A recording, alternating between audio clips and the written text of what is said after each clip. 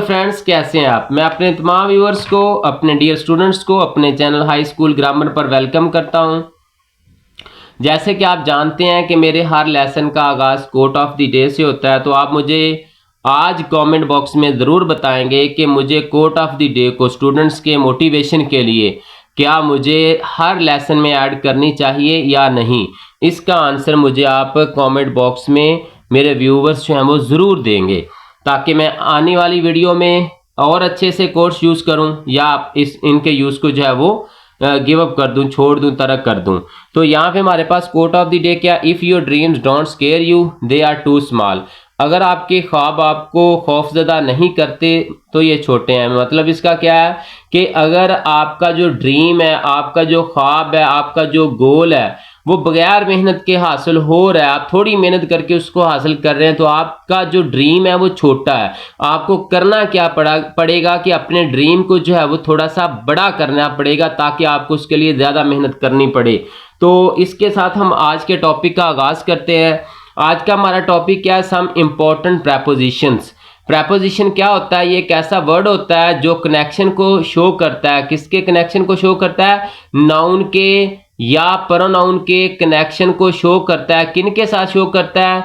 जो rest of words होते हैं, जो ग्रुप ऑफ वर्ड बाकी बच जाता है, उनके साथ ये कनेक्शन को शो करता है। तो प्रेपोजिशन जो होती है, ये एक बात मेरी ज़हन में रखिएगा, प्रेपोजिशन जो होती है ये थ्रू प्रैक्टिस आपको जो है वो अच्छे से याद होती है। तो मेरा ये लेसन जो है SET, L CAT, E CAT, MD CAT और नेट तमाम ग्रेड्स के लिए और कॉम्पिटिटिव एग्जाम देने वाले बच्चों के लिए है। तो यहाँ पे हमारे पास कुछ प्रेपोजिशन है, आप इनको समझिएगा, इनके यूज को समझिएगा और प्रैक्टिस कीजिएगा।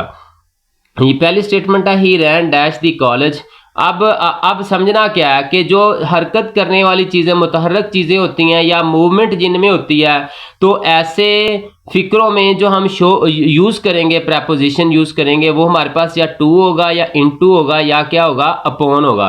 जैसे ही रैन डैश दी कॉलेज, तो यहाँ पे हमारा जो करेक्ट ऑप्शन बनेगा वो टू बनेगा, क्योंकि रैन दौड़ा मूवमेंट को शो कर रहा है। ठीक है, तो इनटू भी इसी तरह जो है मूवमेंट को शो करता है। जैसे हम कहते हैं the snake is entering into the box. अब यहाँ पे हमारे पास एक और एग्जांपल है, Asad is dash the top of the list या दी क्लास। तो अगर हम देखें कि ये किस चीज़ को शो कर रहा है कि असद है, मतलब कि Asad top of the class में है। साकन चीज़ को, रुकी हुई चीज़ को शो कर रहा है। अगर साकन रुकी हुई चीज़ हो तो हम इन, ऑन या एट प्रेपोजिशन का यूज करेंगे। तो यहाँ पे Asad is at the top of the class है। अब नेक्स्ट हमारे पास क्या है, इसको जरा गौर से समझिएगा, बड़ा समझने वाला ये वाला जो फिक्रा है। He walked dash the fields. अब वो फील्ड्स में चल कर गया। अबव, बिलो तो नीचे को आता है, ऑफ यूज नहीं होगा यहाँ पे, या तो अबव यूज होगा या होगा ओवर। ये आप लोग समझिएगा, एक वर्ड हमारे पास है अबव और दूसरा वर्ड हमारे पास क्या है, ओवर है।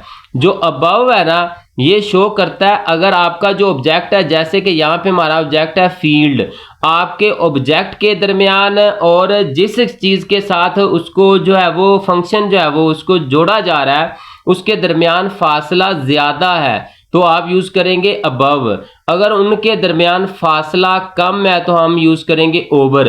अब जो चल रहा है ना वो फील्ड्स में से चल रहा है, मतलब कि फासला कम है, तो यहाँ पे हम अबव की बजाय ओवर यूज करेंगे। हम अबव कब यूज करेंगे? हम जब यूज करेंगे दी बर्ड्स फ्लू अबव दी फील्ड्स। तो अबव यूज करेगा जब फासला ज्यादा हो, तब हम अबव यूज करेंगे। जब फासला जो है वो कम हो तो हम ओवर यूज करेंगे। अब इसी तरह the cat is sitting dash the table. अब एक चीज हमारे पास है अंडर, उसी तरह एक चीज हमारे पास अंडर और दूसरी हमारे पास जो प्रेपोजिशन है वो कौन सी है, बिलो।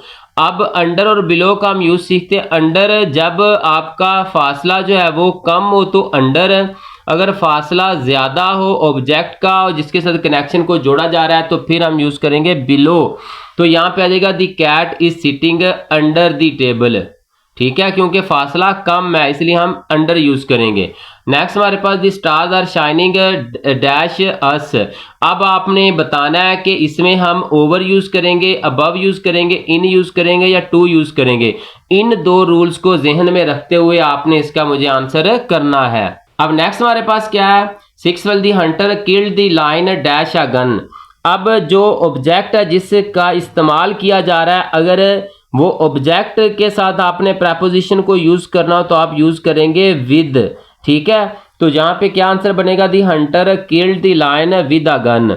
अगर इस्तेमाल करने वाले का जिक्र आ रहा है, वो चीज जिसने इस्तेमाल किया, तो उसके साथ हम प्रेपोजिशन यूज करेंगे बाय। तो यहाँ पे आ जाएगा the lion was killed by the hunter. अब हमारे पास नेक्स्ट जो हमारे पास एक एग्जांपल है 8 वाली, इसको आप गौर से देखिएगा। ही लेफ्ट दिस हाउस डैश 1965। तो यहाँ पे हमारे पास क्या आ रहा है, शेयर आ रहा है, साल आ रहा है, क्या आ रहा है, साल आ रहा है। अगर शेयर आ रहा हो या आ रहा हो आपका मंथ, ठीक है, इस बात को ज़हन में रखिएगा। ईयर आ रहा हो, मंथ आ रहा हो, या इवनिंग शो हो रही हो, क्या शो हो रही हो, इवनिंग शो हो रही हो, इनके साथ जो आप प्रेपोजिशन यूज करेंगे वो हमारे पास होगी इन। ही लेफ्ट दिस हाउस इन 1965। तो यहाँ पे हमारा करेक्ट आंसर क्या होगा, इन होगा। बढ़ते हैं हमारी example number 9। I shall see you dash Sunday. जैसे कि हमने पिछले में ये सीखा था कि अगर शेयर आ रहा हो या मंथ आ रहा हो या इवनिंग आ रही हो तो हम प्रेपोजिशन इन यूज करते हैं।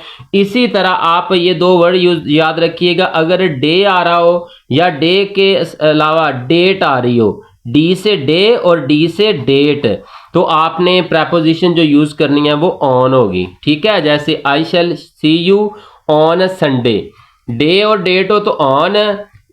अब लास्ट वाली हम एग्जांपल देखते हैं। दी रेजोल्यूशन वाज पास्ड डैश 23 मार्च। अब 23 हमारे पास क्या है, ये डेट है। तो हमने क्या सीखा, अगर डे और डेट हो तो हम ऑन यूज करेंगे प्रेपोजिशन। अगर शेयर हो या इसके अलावा आपके पास कोई मंथ आ रहा है तो हम प्रेपोजिशन इन यूज करेंगे। तो ये चंद एक रूल थे प्रेपोजिशन के यूज के। तो होप्स हो कि आप लोगों को अच्छे से समझ आ गए होंगे। अगर आपको प्रेपोजिशन का यूज कुछ समझ आ गया तो आप मुझे कमेंट बॉक्स में बताइएगा। मैं और प्रेपोजिशन के साथ जो है वो एक नया लेक्चर लेकर आऊंगा। तब तक के लिए अल्लाह हाफिज।